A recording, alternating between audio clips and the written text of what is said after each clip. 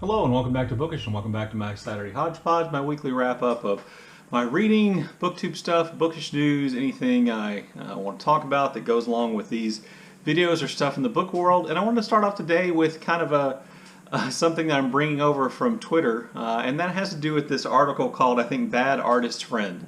And it was published, I think it's going to be published in this week's New York Times Magazine. And essentially, that story kind of set off one of those two-sided debates that takes place online, and in this case on Twitter, in which a lot of people take a position that one of the two people involved in the story is the bad guy and the other is the good person involved in the story. So without trying to go through the entire story, because it's a really long piece, I'll try to leave a link to it down below. Without going too much into detail, there are two writers, okay, who know each other, who had been a part of writing groups and writing events together. One of them more successful at getting her short fiction published than the other. One has been published, one really has not been published. The one who hadn't been published decided that she wanted to donate a kidney, essentially to just a random person who needed a kidney. Unlike, most organ donations that happen when somebody's alive, you know the person you're donating the organ to, and therefore there is that connection. But she wanted to do what she saw as kind of this. She wanted to do what she saw as this kind of altruistic thing, and to donate one of her kidneys. So she went through the process. A lot of people that she knew had questions, so she set up a Facebook group and invited people to join, and people joined the Facebook group so she could keep them updated. When it was time to give the kidney, she wrote a letter to the kidney's recipient. Now remember, she had no idea, would not know who this was. She wrote that letter and she posted it either on Facebook or on some kind of donation organ donation website. It was a really kind of moving, well-crafted letter. My dog Zelda is just making the weirdest noises this morning. Let me go see if she needs help. So she sets up this Facebook group to share information. She donates the kidney. Everything goes on. And, after she recovers from the surgery, she goes back and she looks through the Facebook thing, and she noticed that a lot of people she invited to the group, who were part of the group, had not, checked in on what was going on, hadn't followed the story, hadn't responded. And she, started kind of getting in touch with them, wondering, why weren't they curious about this? And, essentially, saying, why weren't you paying attention to this great thing that I was doing? And nobody disputes it was a great thing. One of those people was the other writer.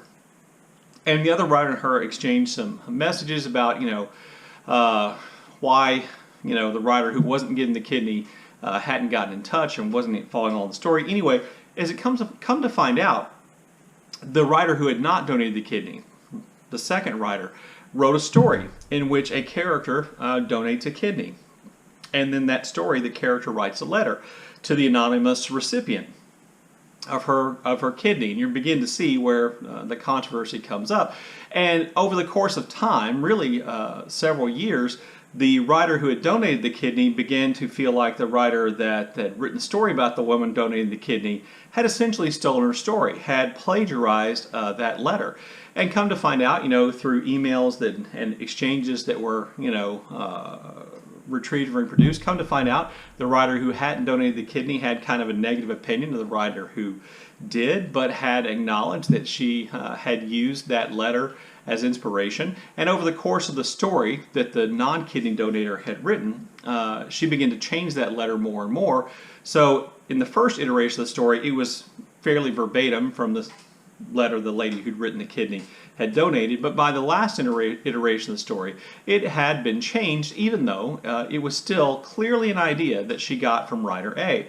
So a lot of the debate online by the way, the writer who donated the kidney has sued the writer who wrote the story, essentially for plagiarism, for copyright infringement. The writer who's being sued for copyright infringement has now sued the writer who donated the kidney, donated her for defamation of character, an attempt to prevent her from making money. If you're wondering, the writer who wrote the story about the kidney donation made something less than $500 total off the story, but there was some prestige involved. And essentially now they're kind of at loggerheads in the legal system about who's right and who's wrong. And what the online community has been talking about is, who's right, who's wrong? Well, in part, I think this focuses on the title of the article is Bad Artist Friend. And what a lot of people are focusing on is which one of these two people is the worst friend. Well, I would argue that, A, these people really are not friends. They might have been sort of friends at the beginning, but they're definitely not friends now. So which one is nicer than the other, I don't think is particularly relevant. There's no doubt that the writer who wrote the story was inspired by the letter written by the other writer about her kidney donation. There's no doubt that in its initial form she'd have more or less copied that letter. But, you know, that letter wasn't the whole part of the story, and that seems to be what the author who wrote the original kidney letter is all about. And so what the debates come down to online is which one is a better friend or not, and that really doesn't interest me. You know, I see both these people as just being, you know, human beings, and they're flawed. The one who donated the kidney certainly was awfully nosy about why other people had not been paying attention to the fact that she donated this kidney, and the lady who wrote the story certainly, you know, probably crossed the line, at least initially, with taking that letter that this other woman had written and using that in her story. I don't necessarily think that that's a question in terms of friendship, but where it interests me is in copyright infringement and plagiarism. And particularly, I think, since we here on YouTube frequently read things from authors which may violate copyright, we may show a meme, a GIF with a movie clip that's copyright infringement. I have been flagged several times for using copyrighted music. Most interestingly, I got flagged for using the Internationale, the kind of communist anthem, or the workers' anthem. I think it's interesting. I got flagged for using that under, you know, copyright, under property owning rights. But, you know, we use music like that. We use images. We might read from a book. You know, in my thumbnails for my videos, I just search the internet for images that I think go along with what I'm talking about, and I don't credit the people who actually created those photos. You know, in a sense, you know, I think that a lot of us are probably guilty of copyright infringement, and so, you know, a lot of us believe that these things are fair use and stuff like that. I will tell you that from YouTube's point of view, there's no such thing as fair use. Fair use to them is if you use it and nobody complains, fair enough. If you use it and the copyright holder complains, you're 100% wrong, which, you know, is fair enough. And even the courts have some difficulty in defining exactly how much of somebody's something you can use, how much of somebody's song can you use, how much of someone's story can you use. In doing just a little bit of research around this, I found out that the William Faulkner estate had actually sued Woody Allen and his movie company for misquoting the supposed Faulkner quote in which Faulkner said the past isn't dead, it's not even the past. That Woody Allen used that used an approximation of that quote in his movie Midnight in Paris, and you know, Faulkner's estate had actually sued Woody Allen over this. You know, is that where we want to draw the line? Any usage, I can tell you, as somebody who has published something with quotes in it from a famous person, I had to pay for the right to use those quotations, even though they'd appeared in books and other places. They assume they paid for the right to post those things. You know, so exactly where is the line and who's right and who's wrong, for me, is not about friendship, good or bad friendship. Like I said, I think both of them are flawed, as all of us are in that way.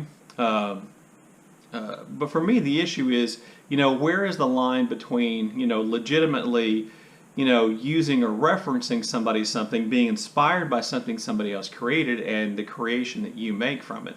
You know, where exactly is that line? And to me, that was kind of interesting. And I will just say this.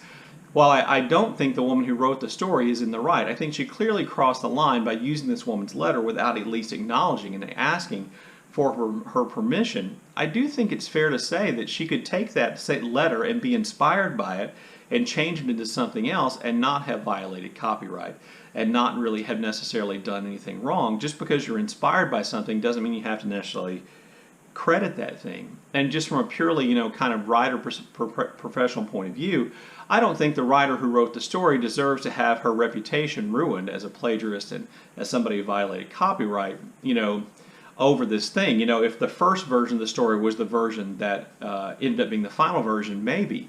But, you know, in this case, that's not the case. Anyway, I just found the issue interesting. You may have found that entire thing boring and confusing.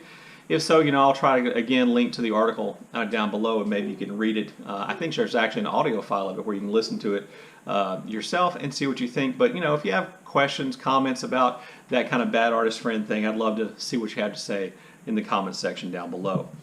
So this week's reading, I completed 2 books. They were both audiobooks, so I listened to them on LibriVox, which is my favorite free audiobook format, and it's great for classic works because LibriVox is literally free. So the first book that I listened to as an audiobook was Mrs. Seacole, The Wonderful Adventures of Mrs. Seacole in Many Lands. I think that's the title of it. I'll put the image over here. And this essentially is like a memoir of this woman named Mrs. Seacole, who was a business person and, let's say, a nurse who gained her knowledge about nursing through practical experience.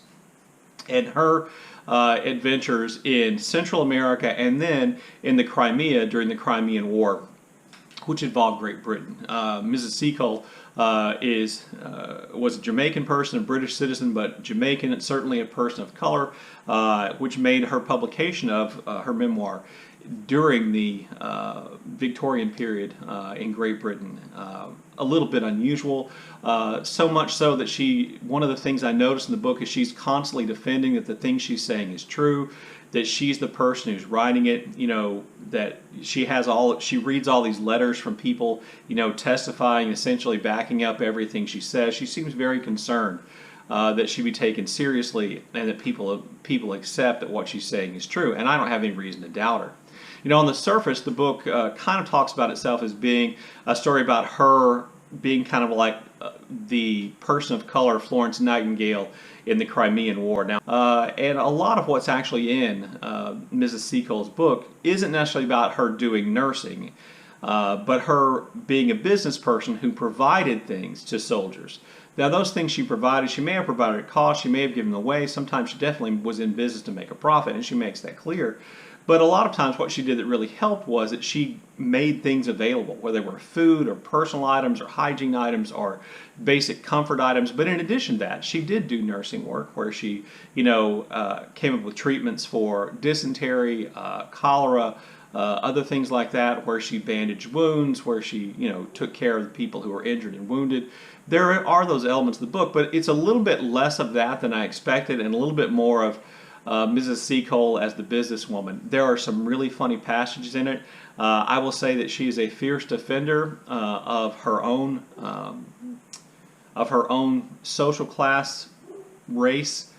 She may look down on others, and she definitely has some very bigoted opinions about other people, including mixed-race people who lived in Central America. She's not a big fan of the Greeks from her Crimean experience, and she does say some bigoted things, but at the same time, she is very conscious of how she's viewed because of her race, and she's actually quite anti-American because she has some very strong things to say about how Americans view her because of the impact and the influence of slavery on Americans thinking about race. Anyway, I enjoyed listening to that audiobook, and I thought it was really informative. I know there are a lot of people also reading Mrs. Seacole's book for Victober, and I think it's well worth it, and it's not particularly long. The other book I read, the other book I listened to, was the audiobook of H.G. Wells' War of the Worlds. This was just kind of like on a whim. I wanted to have another book I could listen to as an audiobook, and I wanted one that would be a little bit lighter and shorter than Dr. Thorne by Anthony Trollope and Adam Bede by George Eliot, both of which are fairly long books. So I went with War of the Worlds by H.G. Wells, and I listened to this, and I really, really enjoyed it. I'm not a huge science fiction person. I'm not a huge horror person. You may know that I read a horror book last year for the first time in a long time. I read World War Z, and I have to tell you that I couldn't help but compare H.G. Wells' novel to World War Z. World War Z is about a zombie takeover, essentially, of the world. H.G. Wells' novel is about creatures from Mars coming to Earth, specifically to the London area of England, and taking over. And by far, I found H.G. Wells' book to be more frightening more in a way, in its own way, realistic. The way in which it's told is that the narrator is someone who has survived this Martian attack and is telling their story in retrospect, acknowledging their limited view because they only knew what they went through. And I really listened to it intently, and I really thought it was very, very enjoyable. I will say that the end of the War of the Worlds and what happened to the creatures from Mars seemed a little predictable and a little quick and a little easy, but the book itself I just found to be really, really enjoyable. One of the reasons I think I also enjoyed it is because it is set kind of in the it begins in the suburban areas of London, which I think if my geography is right, are to the southern part, or to the south of London, maybe the south west of London.